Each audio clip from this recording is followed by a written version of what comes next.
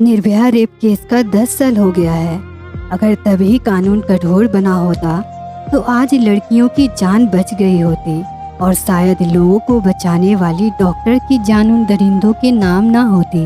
बेटी को तो सिखाते हो लोगों की इज्जत करना, पर क्या बेटों को सिखाते हो उनकी इज्जत की रक्षा करना? रात को अपने घर की लड़कियों को अकेले निकलने नहीं देते क्योंकि बाहर खतरा है, पर क्या अपने बेटों को निकलने से रोकते हो क्योंकि वही तो दूसरों की बेटियों का खतरा है। एक छोटी सी कहानी है। एक जंगल में कई कुत्ते मिलकर एक लड़की को घेर लेते हैं। लड़की उस कुत्ते को देखकर डर जाती है तो कुत्ता कहता है, डरो मत, हम दरिंदे इंसान नहीं हैं जो तुम्हारा बलात्कार करेंगे। सही बात है, लड़की है तो उनका रेप करके ही मारना इन दरिंदों की सोच हो गई है।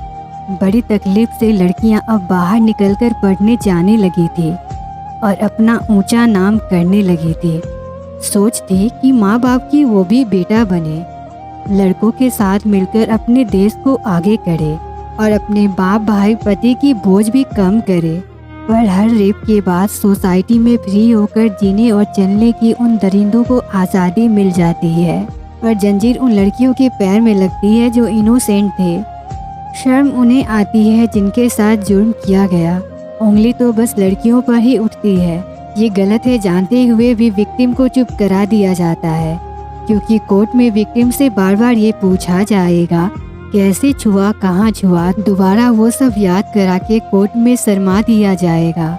और ये सुनने के बाद भी जस्टिस के लिए लड़े तो कभी मौत के घाट उनके घर वाले या विक्टिम को सुला दिया जाएगा।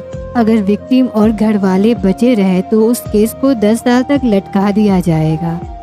माँ बाप और विक्टिम को खूब थका दिया जाएगा, फिर फाइनली केस दबा दिया जाएगा। हर बाप भाई अपनी बहनों बेटियों को लड़कों से बात करने नहीं देते, कहते हैं तुम नहीं जानती लड़का कैसा होता है।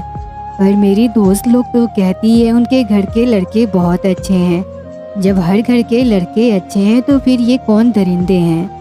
क्या ये किसी के बाप भाई या बेटे नहीं हैं? अगर हर घर के बेटा को बेटी की तरह ही संस्कार सिखाया जाए, बेटी ही माँ की सेवा करेगी या उनकी काम में मदद करेगी, ऐसा कोई रूल बनाया ना जाए, हर लड़के को अपने माँ बेटियों का मदद करना सिखाया जाए, तो लड़कियाँ भी बराबर खुश रहेंगी, पढ़ेंगी और आगे बढ़ेंगी।